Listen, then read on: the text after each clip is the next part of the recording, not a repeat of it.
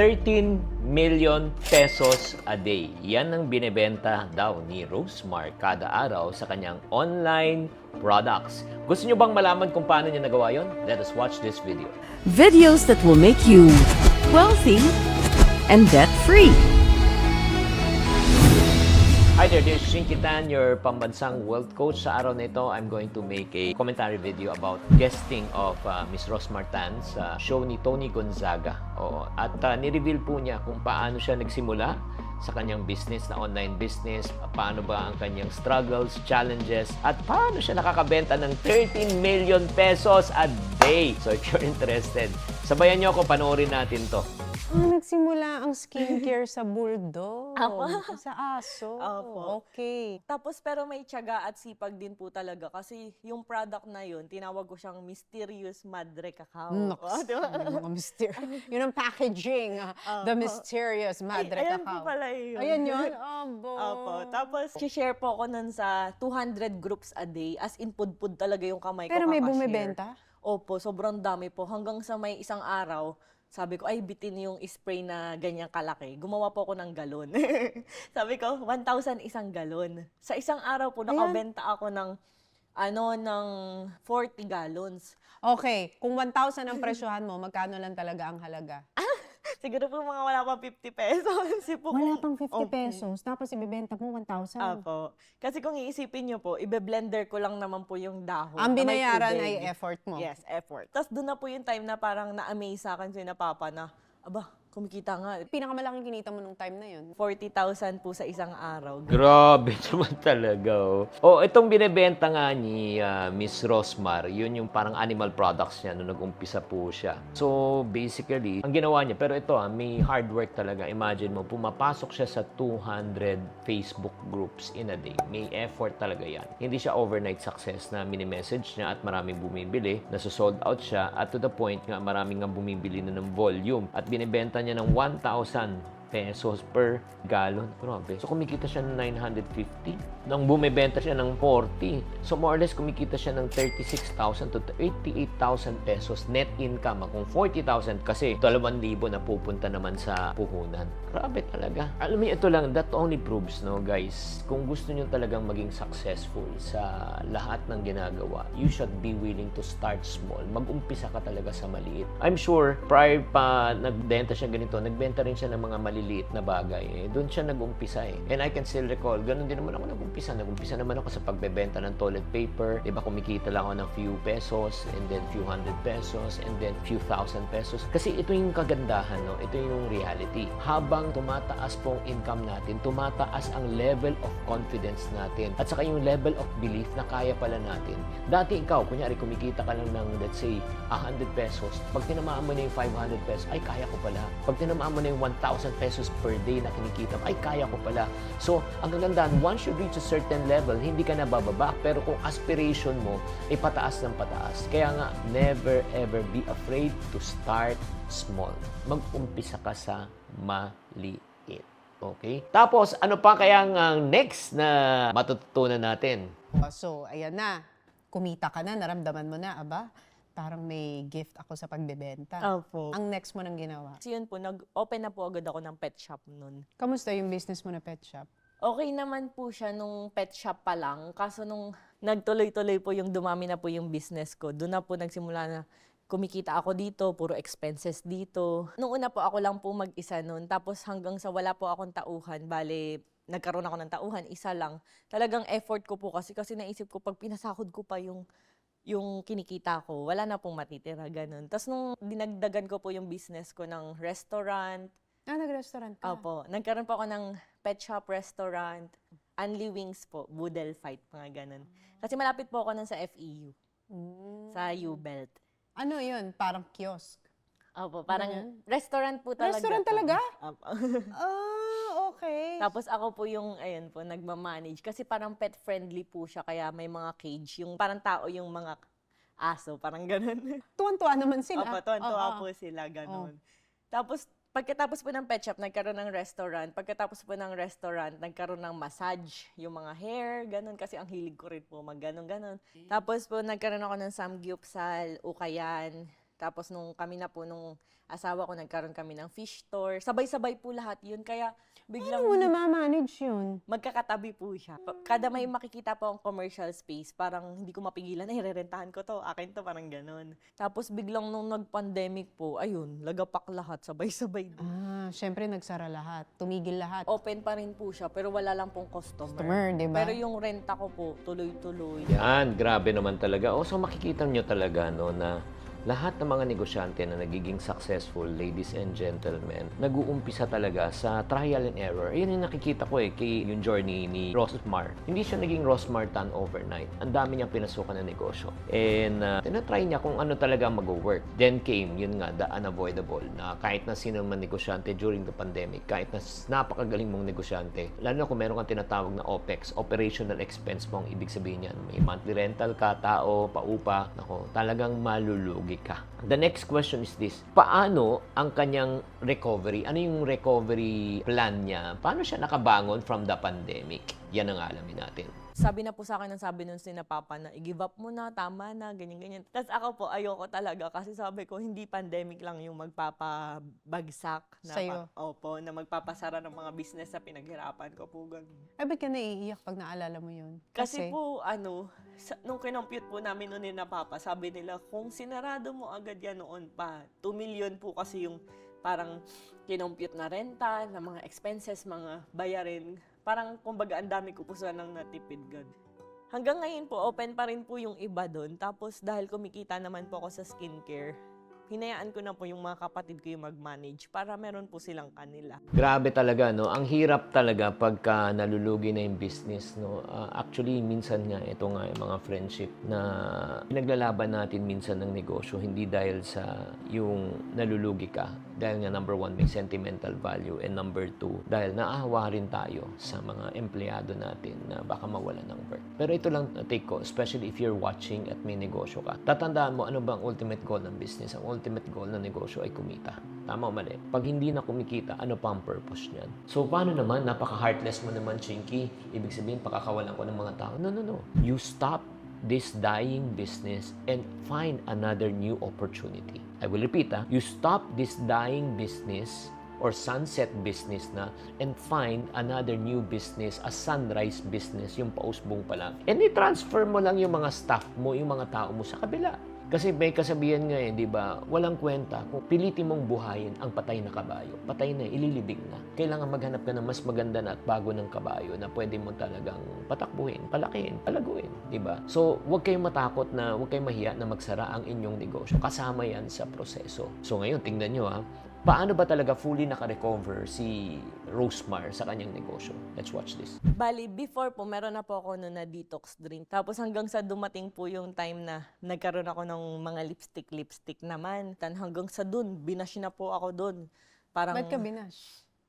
mayroon pong mga CEO, may mga ibang tao na nagreklamo po nun sa akin sa FDA na wala raw pong permit yung mga binebenta ko raw po. Wala ba talaga?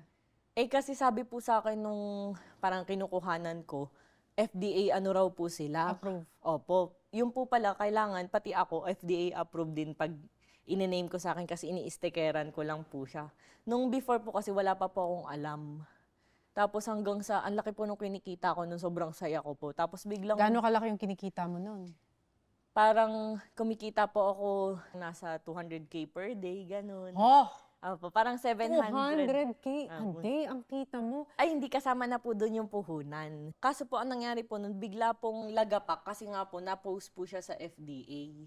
Tapos tinigil ko na po siya kasi hindi ko po alam. Parang kailangan ko makakita ng tamang tao na gagabay sa akin. Yun po. Nag-start na siya ng skincare at kumikita nga daw siya ng 200,000. Okay, I'd just like to clarify for our educational purposes, lalo na sa mga nag-start ng business. Yun po yung parang common mistake ng mga tao na kumikita na ako ng 200,000 pesos per day. Kaya nga sabi ni Tony, kumikita kang 200,000 a day, no benta.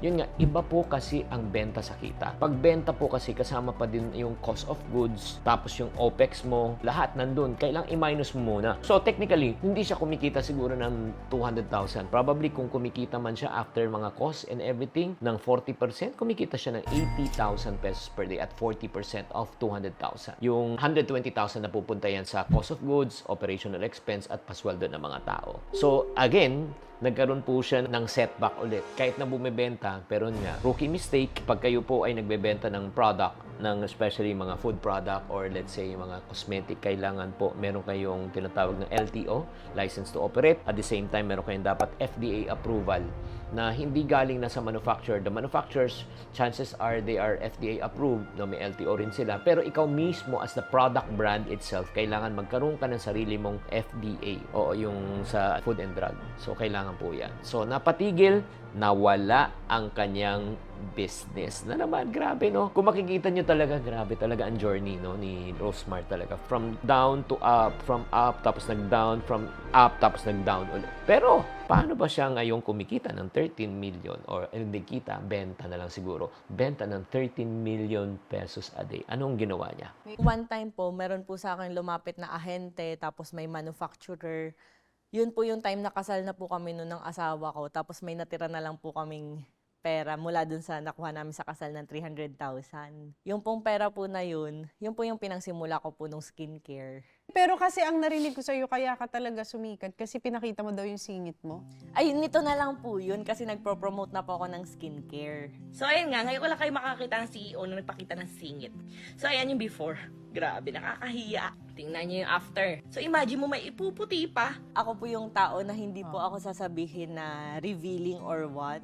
Talagang ako po yung tao na hindi ko talaga kayang gawin din yun kung tutuusin. Pero para sa brand, para sa ikapapaniwala ng mga customers ko na ako mismo yung user. Paano mo na-discover yun, yung pampaputi ng singit? Meron po kasi ako mga manufacturer po ng ano ko, tapos sinasabi ko po, ito yung gusto kong effect, ito yung gusto kong effect. So bago ko po ilabas yung product po mismo, tinatry ko po muna siya sa sarili ko. Ang dali po kasing sabihin na maputi ang singit ko, maputi ang ganyan ko, pero mahirap patunayan. At saka sa filter ngayon, di ba? Opo. Hindi mo na alam, maputi ba talaga to? Ayaw nga po Filter. nilang maniwala Di ba sa kasi akin. pwede i-filter? Oh. Ayaw po nilang maniwala, ay, hindi sa'yo yan, sabi sa kasambahay mo yan, gumaginawa ganun pa po nila So, ako. pinakita mo na. So, pinakita ko na sing-sing ko talaga, kuko ko talaga to, parang ganun. Lumakas po talaga yung skincare ko nung time po na nagle-labor na ako sa first baby ko. Kasi gawa po nung... Paano lumakas yung skincare mo habang nagle-labor Kasi ka sa po, baby mo? bali po nung nagle-labor po ako, although may pain, pero sabi ko nga, wala, nanay ako, kailangan ko to. Chance na to kasi sabi ko kasi na ito yung inaabangan ako ng mga followers ko, yung panganganak ko. Ang ginawa ko po noon, nag-skincare ako na nag-skincare. For the promote po talaga ako noon kahit sumasakit na yung tiyan. Parang kasi inaabangan nila so sabon ako ng sabon. Hanggang paglabas ko po nung hospital, sobrang viral na. Doon na po sobrang, teka wala akong stock, teka lang, parang ganun. Parang nag-aligaga na po kami. Sobrang lakas na Paano po. ng nag-viral? Dahil po tutok na tutok sila waiting na lumabas po yung first baby ko. Nung na-CS na ako, pag uwi ko po sa bahay, pro-promote pa rin po ako na nagpro-promote. Sabi nga nila, baka naman mabinat ka niyan, baka bumuka yung tahi mo, ganun. Kasi nagtitiktok na agad ako na nag-skincare na ako agad. Kaya yun, dun po yung time na super lumobo po talaga yung orders. May chinismis sa akin si Alex. Ako, alam ka. Kumikita ka daw ng 5M a day. May No, ganon? yun po yung medyo mahina na ako nun. Mahina May time po yung na- 5M a day. Magkano yung pinakamalakas? Nung may time po na kasagsagan ng sobra-sobrang lakas po, pumapalo po minsan ng 13, ganun, 10 to 13. Opo. Pero kasama po Isang din yung araw? puhunan.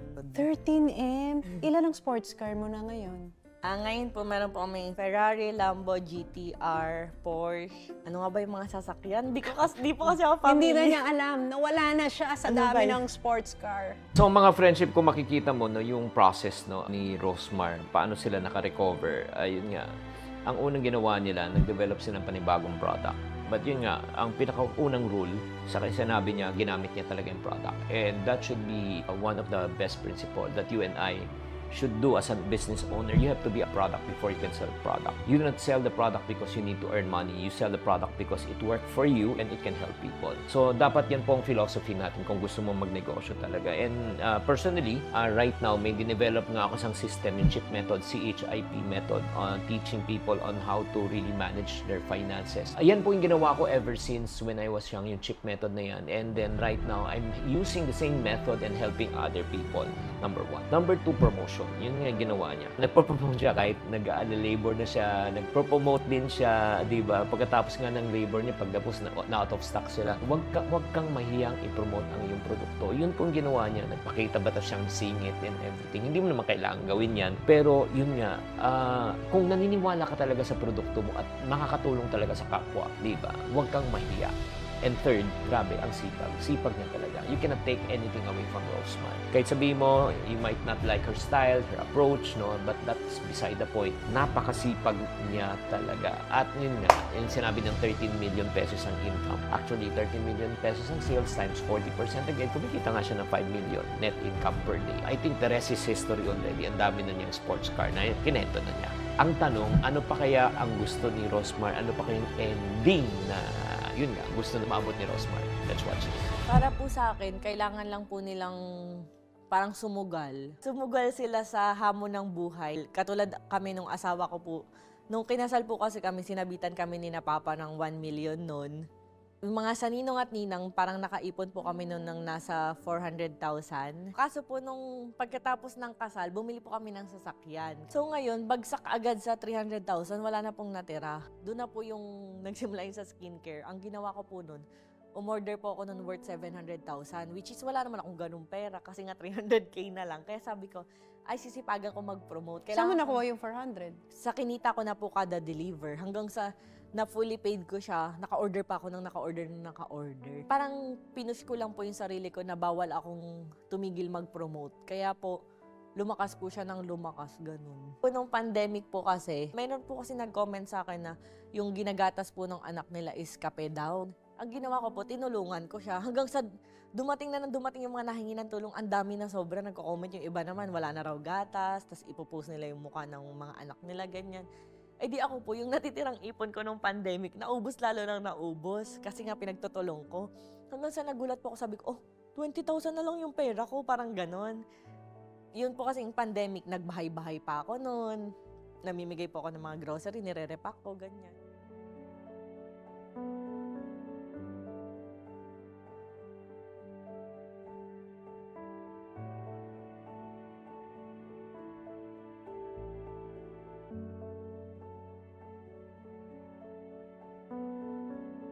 Yun yung isa sa secret ng success mo nung pandemic.